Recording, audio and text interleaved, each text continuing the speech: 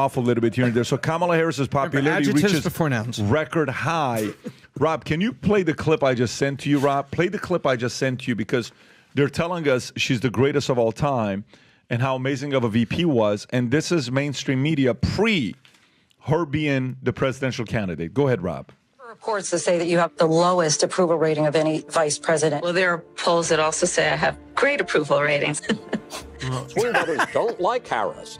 How big a drag is Kamala Harris on the ticket? She's a pretty big drag. I think she was arguably Biden's worst political decision. They don't like her. There's lots of reasons they don't like her. Kamala Harris's approval rating is now at 28%, which is an historic low for any modern vice president. We're hearing it from mainstream media, one outlet after another, one leak after another. That Kamala Harris is the worst vice president ever, the worst politician ever. We don't see the vice president. What people are saying to me, and I'm sure they're saying it to you, where's the vice president? Some White House officials are feeling that she came off looking unprepared for inevitable questions about when she might visit the southern border. We've been to the border. You haven't been to the border. And I haven't been to Europe. And I don't understand the point that you're making. The point that Lester Holt was making was obvious to anyone else who was watching this interview, which is that the issues at the border are inextricably linked with the portfolio that she's been given. The border is secure. We have a secure border. Bidenomics is working. Prices have gone up. And families and individuals are dealing with the realities of. There are reports that say that you have the lowest. But by the way, did you see the video of what she said, Rob? I don't know if you guys saw this or not. What she said yesterday. She said, Trump's the reason the border is problematic, but if you vote for me, I will fix the border. She didn't say that. Are you guys joking? You didn't see this? No. Tell me you're joking. Hang on. Carrying water. Rob, do me a favor and play this clip. This is what she just said, and let me see exactly when it was. 7:30. 7:30 is what? 2 days ago. She just said this. When you see this clip, your angry patriot side's about to come out. So just watch it. I still think you're absolutely. I'm telling you, watch this. We're Go about ahead. to sell some shirts. Watch this. Hang on. Watch. No, rewind. Okay, I want him to hear it. Tom, say nothing, Tom. Just listen. Go ahead. Donald Trump does not care about border security. He only cares about himself.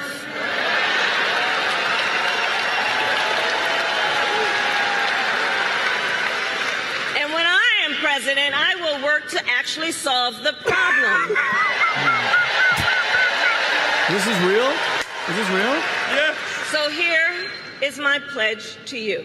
Donald. She says it's so absurd. It's so absurd. Hold on. She's the border czar. You're the emperor of the border. I know she wasn't. She was not the border czar. She was never the border czar. The media has been doing that for a week. I still think, by the way, it's sad that I have to look to make sure this isn't AI generated, but none of our people believe that. There's no way you believe that. Look, the media is gaslighting, and the media is carrying water for her. As I keep saying it, and over again. And guess what? What did Hillary do over and over again?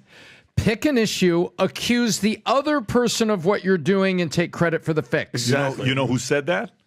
Do you know who said that a long time ago? Pelosi? Rob, I want you to pull this up. Was it the Schmear? No. Let him go. I'm going to show you who said exactly what Tom just said.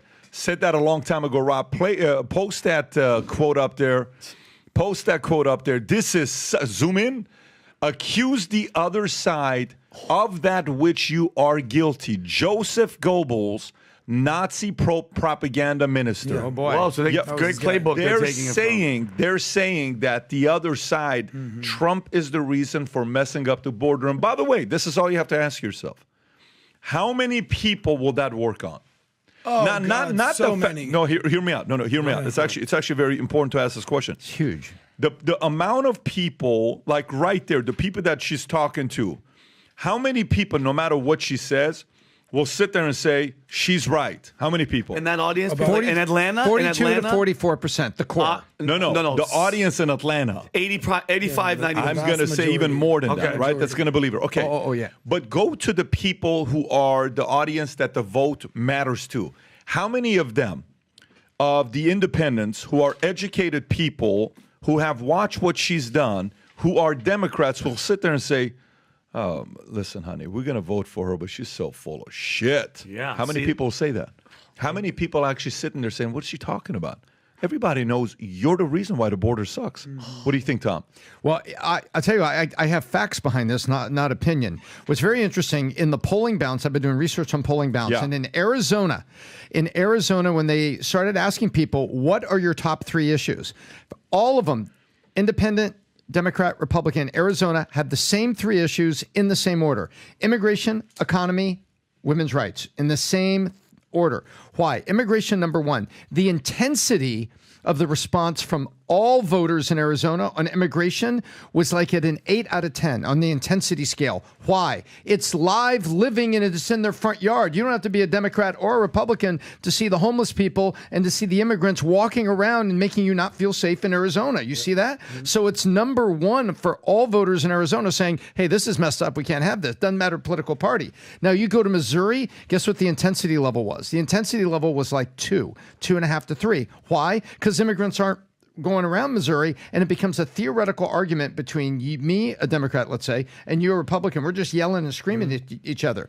So what has happened, there are places, PBD, where it doesn't matter what she say. If she gave that speech in Arizona, everybody in the audience would say, dude, come on, Kamala, the immigration is a huge problem here. You're just talking. And they're not going to believe that. But that's just Arizona. The rest of the places, you could have 90% of the people in Georgia going, yeah, go.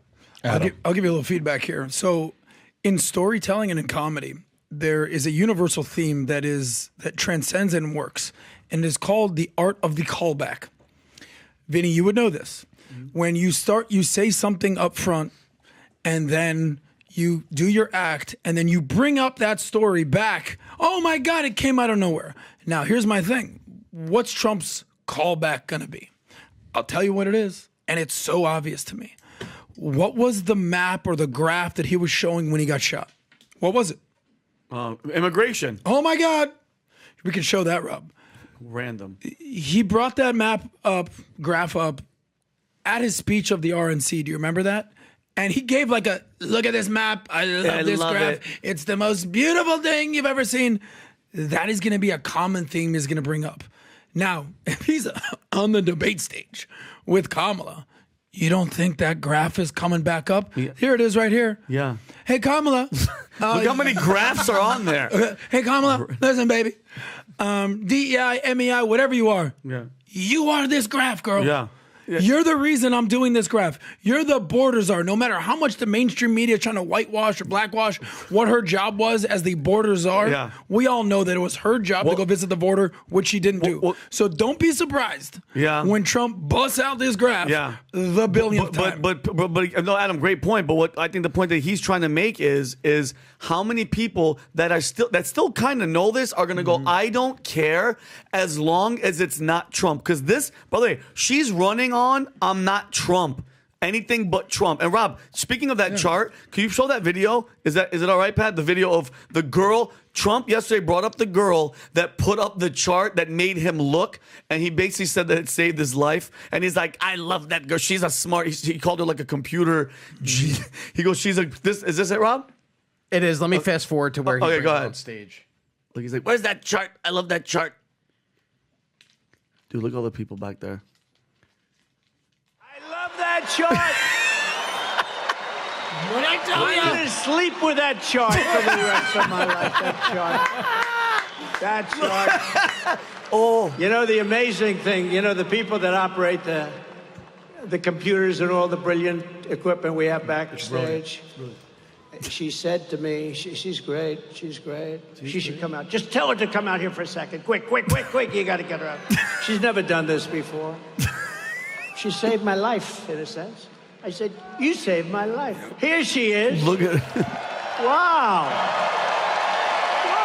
One chart saved Donald Trump.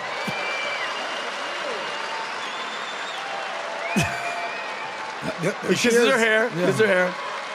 Don't do a Biden. Look, kisses her again. Hold on. You got to bring it in for the real thing. Okay, kiss your hair. And then look at... Hi. And that's it. Okay. This is Donald Trump. Computer genius. She puts up a chart. Yes. She's a genius. But this is Donald Trump at his best. I love